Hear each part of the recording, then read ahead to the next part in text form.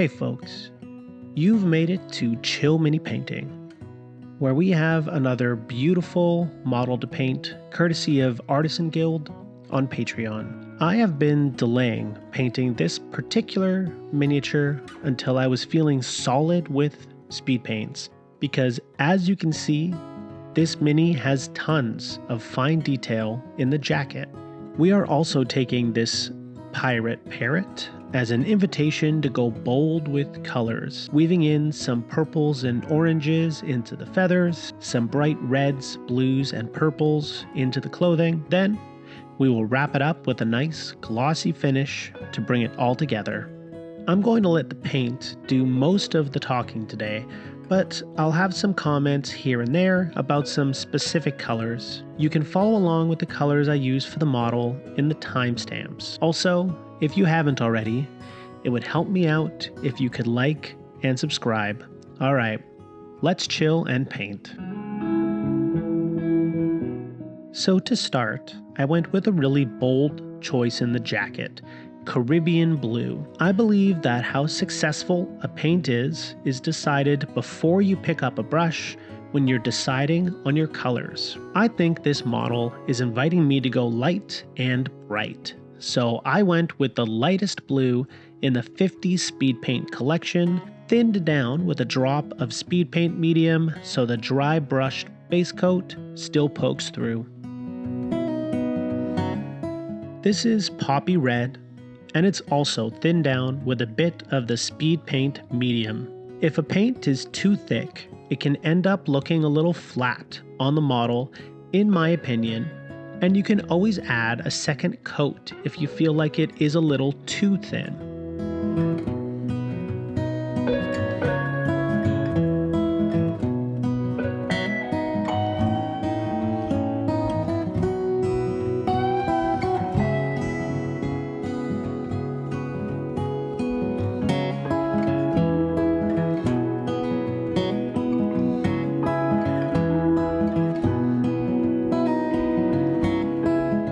I'm using Zealot Yellow for the detail on the coat, doing my best to paint inside the lines, but just in case, I'm using the lighter color first, so if I make a mistake and accidentally get some paint where it doesn't belong, it will still be covered up a little easier by the stronger blue over top.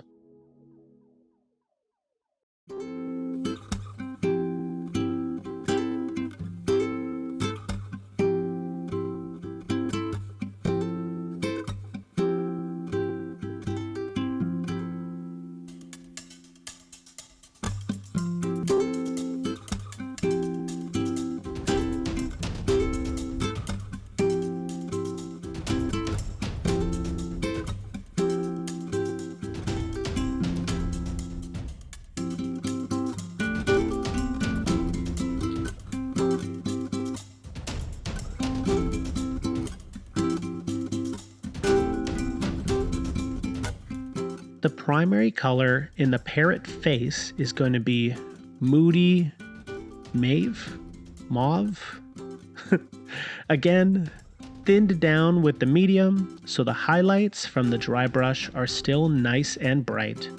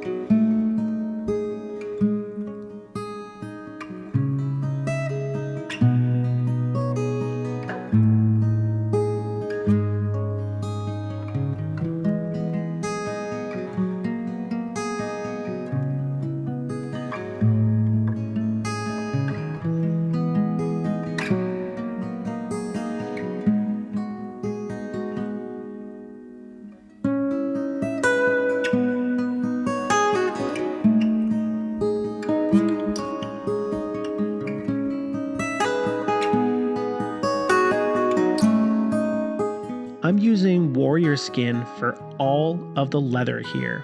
I don't want anything with a red tint or too dark.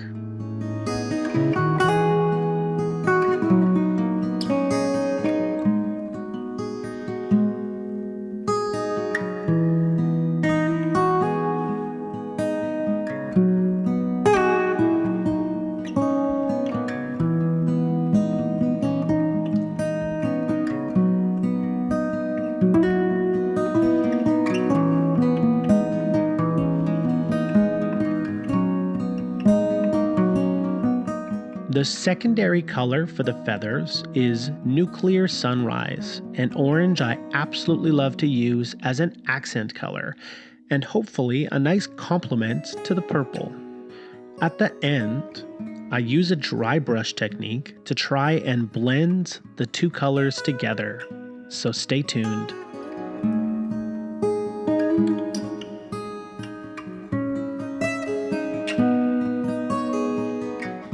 For the hands and legs, I'm going with Pallid Bone. I wanted something light and neutral to balance out all the bold color.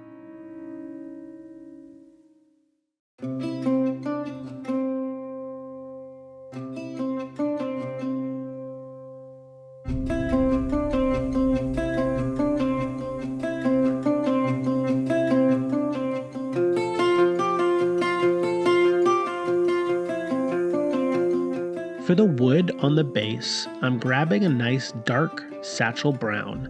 Then, to distinguish the wood on the chests, I mixed the brown with Slaughter Red to give me a nice cherry wood finish.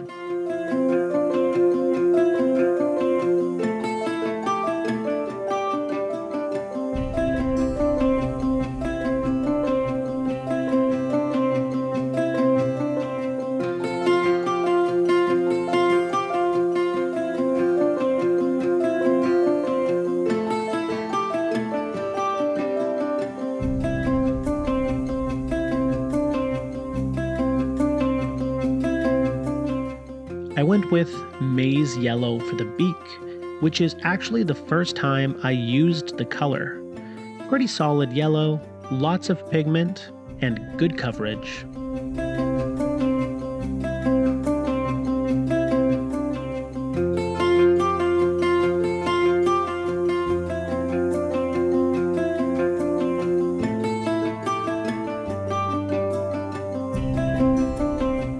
Now for some metallic paints. The sword blade, buckles, and chest locks are getting Broadsword Silver, and the hilt is Hoplite Gold. I also used a light touch with the gold to pick out all the buttons on the coat. A nice finishing touch.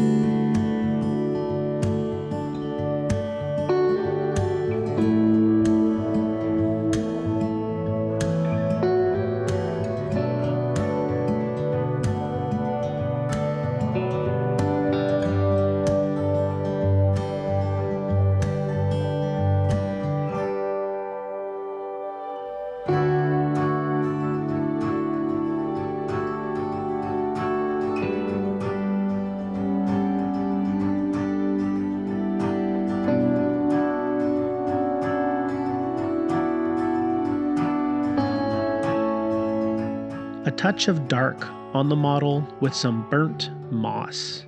Just picking out a couple details like the bottle on the waist and the patch on the pants.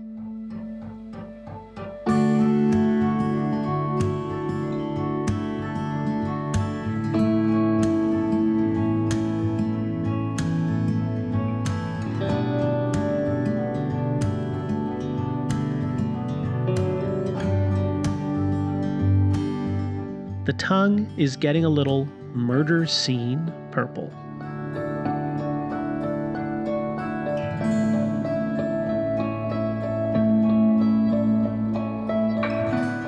Now, for the dry brush on the feathers, I've added a light amount of jungle green and acrylic paint, and I'm brushing in through the purple and orange to blend them together with a hint of green across the highlights.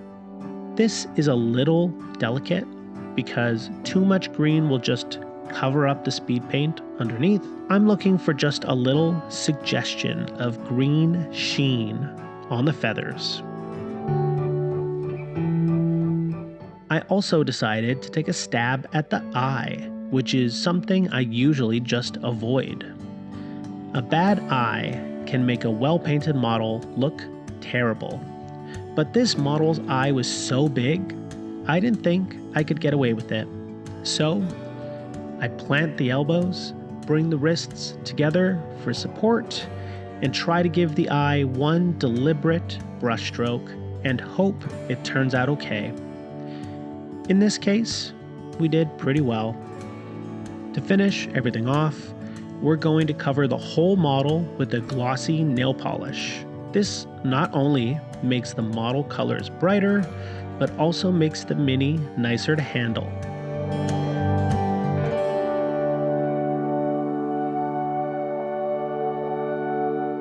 Alright, let's take a look at the final results.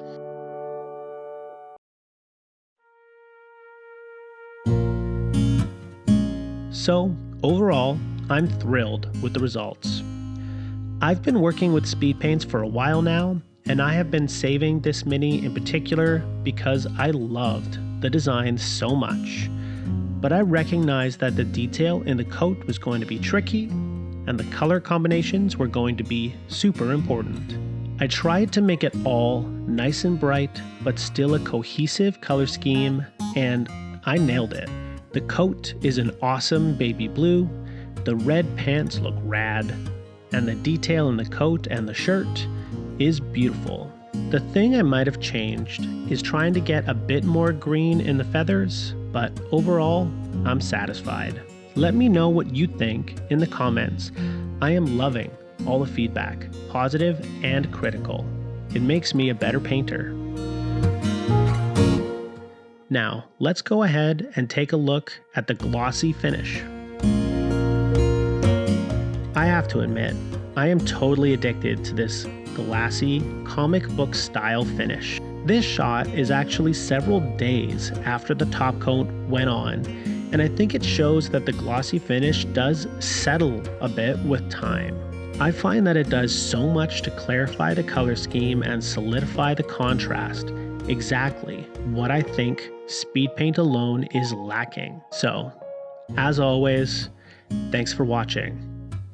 This is actually the last model I painted from the Artisan Guild starting pack, which I have been working on since Christmas. It feels good to get that finished up, and my 3D printer has been spitting out more minis than I can handle. Lots of exciting stuff that I can't wait to share with you. Next week, I will be starting a new series, so subscribe to make sure you don't miss that. Until next time.